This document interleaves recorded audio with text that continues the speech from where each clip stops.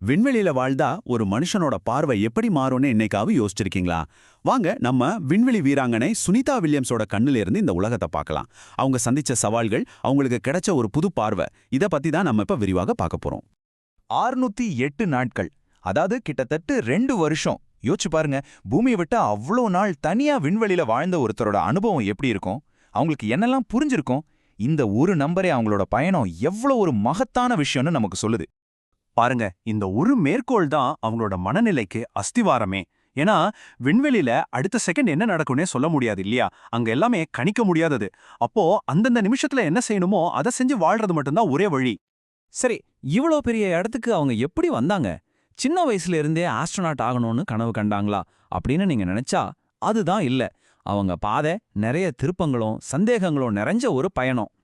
ரொம்ப ஆச்சரியமான விஷயம் என்னன்னா, சுனிதாவுக்கு ஒரு வெட்டரினேரியன், அதாவது கால்நடை மருத்துவர் ஆகணும்னு தான் ஆசையாம். ஆனா பாருங்க, வாழ்க்கை அவங்கள எங்க கொண்டு வந்து விட்டுருக்குன்னு. ஒரு உண்மையான ஆஸ்ட்ரோநாட்டை சந்திச்சதுக்கு அப்புறம் தான் அவங்களோட கனவே மாறிடுச்சு. இதுல இருந்து என்ன தெரியுது? நம்ம வாழ்க்கை எப்பவும் நேர்கோட்ல போகாது. திடீர்னு வர்ற வாய்ப்புகளை நாம சரியா பயன்படுத்திக்கணும். இவ்வளோ பெரிய சாதனை பண்ணவங்களுக்கும் நம்மள மாதிரியே சுய சந்தேகம் இருந்திருக்குங்கிறது நம்பவே முடியல இல்லையா? ஸ்போர்ட்ஸ்ல கலந்துக்கிறதுக்கு முன்னாடி வர பதட்டம், நம்மால பைலட் ஆக முடியுமான்னு ஒரு சந்தேகம், ஏன் ஸ்பேஸ் வாக் பண்ண முடியுமான்னு கூட கவலைப்பட்டிருக்காங்க. இது ஒன்றும் போதும், நாம எவ்வளோ பெரிய ஆளா ஆனாலும் கடைசியில நாம எல்லாரும் மனுஷங்க தான் புரிஞ்சுக்க. அவங்களோட அப்பா இந்தியர், அம்மா ஸ்லோவேனியன். அப்படி ஒரு பன்முக கலாச்சார குடும்பத்துல வளர்ந்ததால அவங்க இருந்த சின்ன ஊர்ல கொஞ்சம் தனிச்சு தெரிஞ்சிருக்காங்க. ஆரம்பத்துல இது கஷ்டமா இருந்தாலும் இந்த அனுபவம் தான் மத்தவங்களிருந்து நாம வித்தியாசமா இருக்கிறதே ஒரு பலம்னு அவங்களுக்கு கத்துக் கொடுத்துச்சு. இதுதான் பிற்காலத்துல பல நாட்டு ஆஸ்ட்ரோநாட்ஸ் கூட கலந்து வேலை செய்ய அவங்களுக்கு ரொம்ப உதவியா இருந்துச்சு. சரி, இப்போ அவங்க வாழ்க்கையில நடந்த ஒரு ரொம்ப முக்கியமான அதே சமயம் சோகமான ஒரு நிகழ்வை பத்தி பார்க்கலாம். இந்த ஒரு சம்பவம் அவங்களோட மன உறுதியையும் விண்வெளி ஆராய்ச்சியோட எதிர்காலத்தையுமே மாத்தி போட்டுச்சு. February 1, 2003 கொலம்பியா ஸ்பேஸ் ஷட்டில் பூமிக்கு திரும்ப வரும்போது வெடிச்சு சிதறிடுச்சு. அதுல இருந்த 7 பேருமே இறந்துட்டாங்க. அதுல ஒருத்தங்க சுனிதாவோட க்ளோஸ் ஃப்ரெண்ட், அவங்களுக்கு ஒரு மென்டரா இருந்த கல்பனா சாவ்லா. இந்த இழப்பு அவங்களுக்கு தனிப்பட்ட முறையிலும் சரி, மொத்த ஸ்பேஸ் புரோகிராமுக்குமே சரி ஒரு பெரிய இடி. ஆனா இந்த பயங்கரமான சம்பவம் அவங்கள முடக்கி போடல. அதுக்கு பதிலா இந்த மேற்கோள்ல சொல்ற மாதிரி அந்த துயரம் அவங்க நண்பர்களோட நினைவா இந்த பயணத்தை தொடரணுங்கிற உறுதியை இன்னும் அதிகமாக்குச்சு. அவங்களுக்காக நாம இன்னும் கடுமையா உழைக்கணும்னு முடிவு பண்ணாங்க. இதுக்கு பேர் தான் உண்மையான மன உறுதி. ஓகே, இப்போ கொஞ்சம் லைட்டான டாபிக்கு வருவோம். ஸ்பேஸ்ல மாசு கணக்கா வாடுறதுன்னா சும்மாவா? அங்க நடக்கிற சில விசித்திரமான, சில சமயம் காமெடியான விஷயங்களை பத்தி இப்ப பார்க்கலாம். ஸ்பேஸ்ல போய் அழுதா என்ன ஆகும்? நீங்க என்னைக்காவது யோசிச்சு பார்த்திருக்கீங்களா? இந்த ஒரு சின்ன கேள்வி கிராவிட்டி இல்லாத வாழ்க்கை எவ்வளவு வித்தியாசமானதுன்னு நமக்கு புரிய வைக்கும். ஆமா, நீங்க அழுதா கண்ணீர் கீழே வராது. அது அப்படியே ஒரு பெரிய தண்ணி பந்து மாதிரி உங்க கண்ணை சுத்தி ஒட்டிக்கும். நீங்களா அதை தொடச்சி விட்டாதான் போகும். அது வரைக்கும் கண்ணில் தண்ணி நின்னு ஒரே உறுத்தலா இருக்கும். பாருங்க, இந்த மாதிரி சின்ன சின்ன விஷயங்கள் தான் பூமிக்கும் ஸ்பேஸுக்கும் இருக்கிற பெரிய வித்தியாசத்தை காட்டுது. அடுத்து ஒரு காமெடியான ஆனா ரொம்ப முக்கியமான சேலஞ்ச். ஸ்பேஸ்ல டாய்லெட் போறது. அங்க கிராவிட்டி இல்லாததால எல்லாத்துக்கும் ஒரு சக்ஷன் ஹோஸ் தான். நம்ம உடம்பு எதுக்கு பழகி இருக்காது இல்லையா? அதனால இது வெறும் பிசிக்கல் சேலஞ்ச் மட்டும் இல்ல, ஒரு பெரிய மென்டல் சேலஞ்ச் கூட. அது மட்டும் இல்ல, ஸ்பேஸ் ஸ்டேஷன்ல இன்னும் நிறைய விசித்திரமான விஷயங்கள் நடக்கும். சூரிய வெளிச்சம் பட்டு மெட்டல் சூடாகும் போது ஸ்டேஷன்ல ஸ்க்ரீச்னு ஒரு மாதிரி சத்தம் கேட்குமா. கண்ணை மூடினா கூட ரேடியேஷன் காரணமா திடீர்னு ஒலிக்கீட்டுகள் தெரியுமா. ரொம்ப காமெடியான விஷயம் என்னன்னா, மத்தவங்க ஃபாட் பண்ணா நீங்க தெரியாம அது வழியா மிதந்து போக கூட வாய்ப்பு இருக்கான். இவ்ளோ அனுபவிச்சுட்டு பூமிக்கு திரும்ப வரும்போது அந்த மண் வாசனை, அப்பா, அது ஒரு மிகப்பெரிய அனுபவமா இருக்குமா.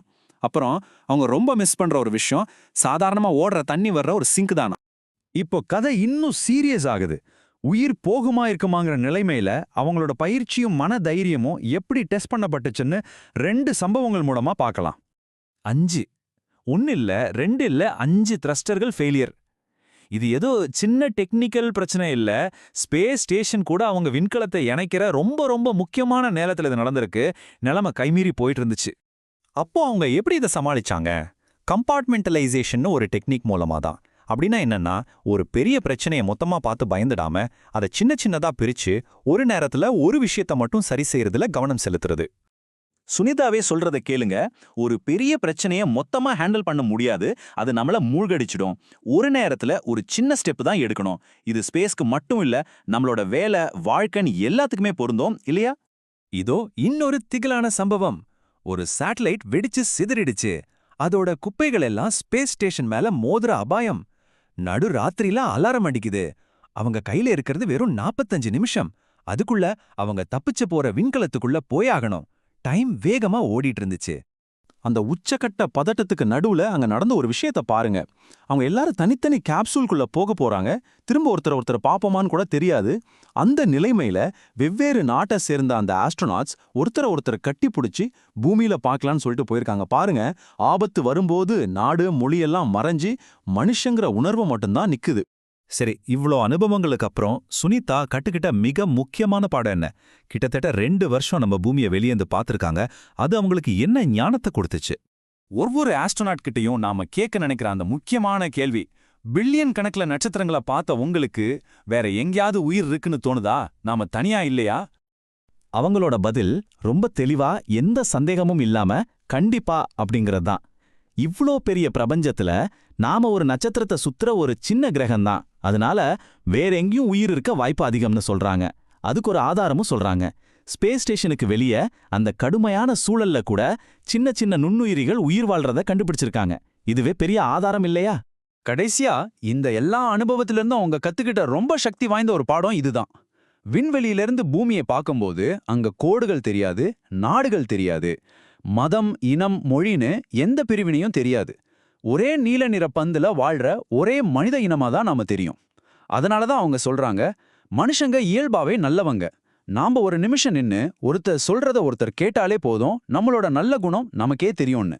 அந்த உயரத்திலிருந்து பார்த்தா தெரியுற இந்த உண்மை இங்க பூமியில வாழ்ற நமக்கு ஏன் புரிய மாட்டேங்குது?